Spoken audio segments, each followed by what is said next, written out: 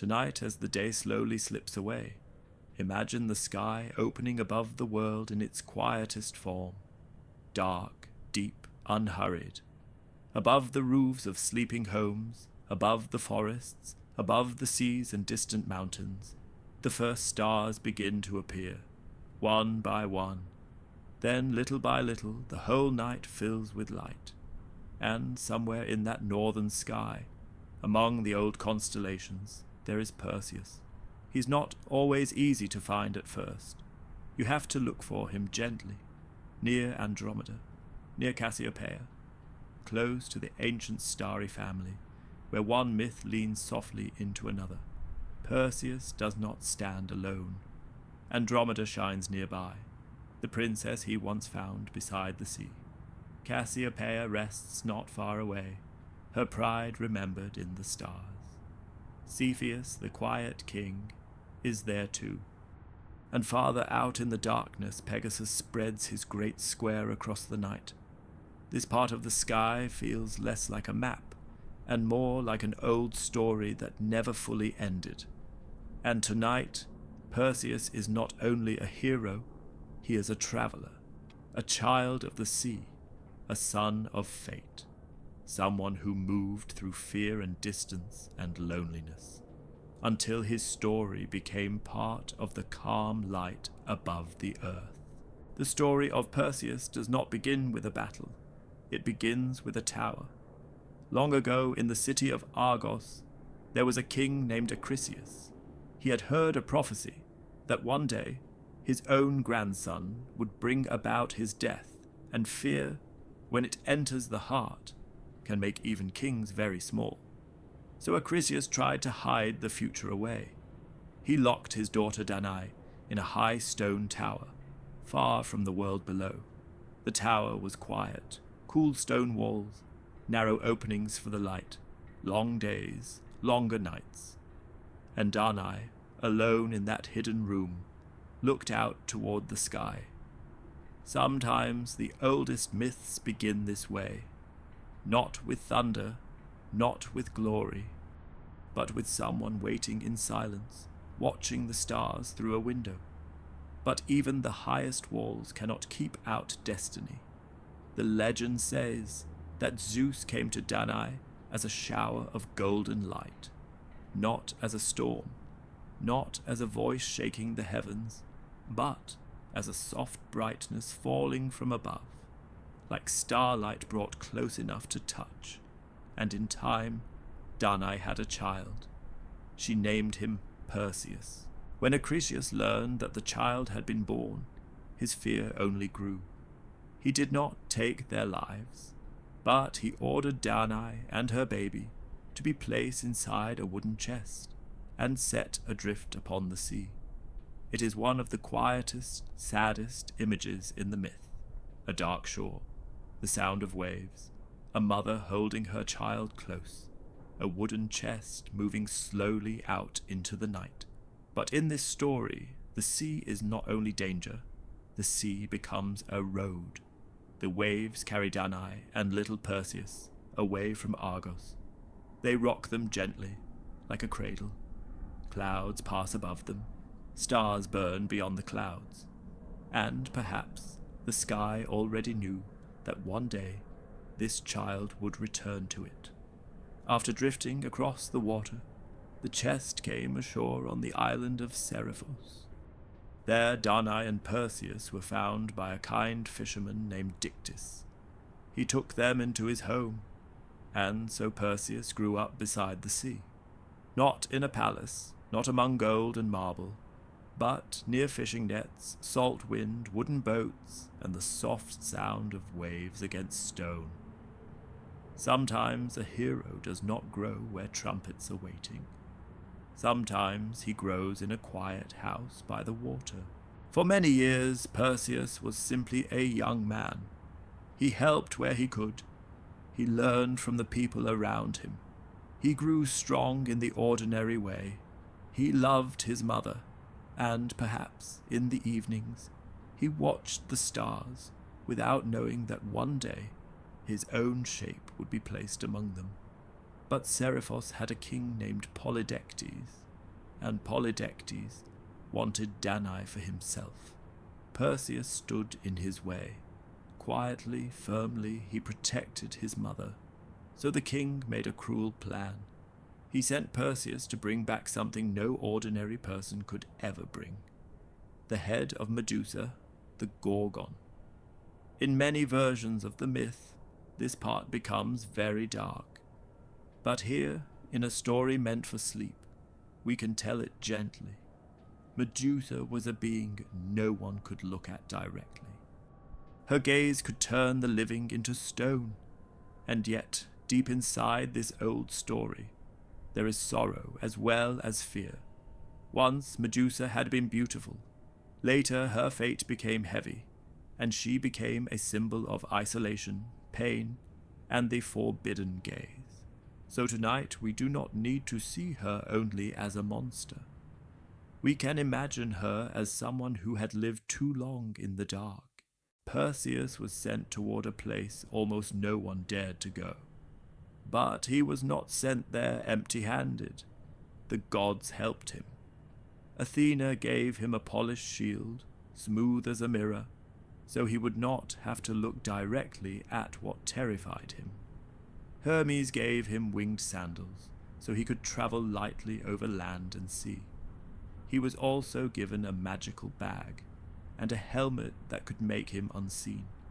Each gift carried a quiet lesson. The shield taught him that fear does not always need to be faced head-on. The sandals taught him lightness. The helmet taught him silence. And the bag taught him how to carry something heavy without letting it destroy him. So Perseus began his journey. Imagine him at night, high above the sea. Below him, dark water stretches to every horizon. Above him, the stars are clear and cold. The wind moves around him, and the winged sandals carry him onward. He does not fly like someone without fear. He flies like someone who is afraid, and keeps going anyway. And sometimes that is what courage really is, not the absence of fear, but one quiet movement forward, even when the road is unknown. At last Perseus reached the distant place where the Gorgons slept. He did not look directly at Medusa. Instead, he looked into the reflection of Athena's shield. In that mirrored surface, he could see just enough to move carefully. Just enough to do what had to be done, without losing himself to the darkness. And so, he completed the impossible task. We do not need to stay in that moment for long, because for this story, the important part is not the violence, it is what followed. From Medusa's blood, one version of the myth says, the winged horse Pegasus was born, and with that, one constellation story touched another. Perseus, Medusa, Pegasus, Andromeda. All of them would one day find their places near each other in the night sky, as if the myth had not ended at all, as if it had only risen higher. Perseus took the burden he had been sent to bring, and lifted himself back into the air, and the next part of his journey began beneath the moon. Perseus flew over the world, over dark seas, over islands, over sleeping shores, over clouds shining silver in the moonlight. Far below, the water moved in slow lines. The mountains were quiet. The stars watched without hurry. He had passed through fear, but his journey was not over. Sometimes, after one darkness has been crossed, another road is still waiting. But the night is never truly empty. There is always wind. There is always sky. There is always a small light somewhere ahead. And as Perseus flew over the lands near Ethiopia, he saw a young woman beside the sea. She was alone by the rocks, at the edge of the water. Her name was Andromeda. Her story belongs to another constellation, but here it joins the story of Perseus. Andromeda was the daughter of King Seriphos and Queen Cassiopeia. Because of Cassiopeia's pride, a terrible fate had come upon the land, and Andromeda had been left by the sea. But in this story, we remember her first as a person, not a symbol, not a punishment, but someone alone beneath a very large sky. The sea before Andromeda was dark. The wind moved gently through her hair. The waves broke against the rocks, and above her the night opened wide and full of stars. Then Perseus came down from the sky. He saw her, and he stopped. Imagine this moment, not as a loud scene of heroism, but as a quiet pause in time. The sea is still moving, the stars are still shining, but somewhere between earth and heaven, two lives suddenly notice each other. Perseus came closer. He spoke with Andromeda. He listened to her story. He saw her fear, and he promised to help. In the old myth, he defeats the sea monster and frees her. But the gentler truth of this moment is simple. He did not fly past. Sometimes rescue begins that quietly, not with power, not with noise, but with someone seeing you in your loneliness and choosing to stay. Perseus freed Andromeda, and after that, they left together. In the sky, their constellations still remain near one another, as if that meeting beside the sea never fully ended. Later, Perseus returned to Seriphos. He protected his mother. He ended the danger that had been waiting there. And he came home changed. Because a journey does not only carry us away. Sometimes it brings us back to ourselves, but not as we were before. Perseus had crossed the sea. He had faced loneliness. He had carried a heavy task.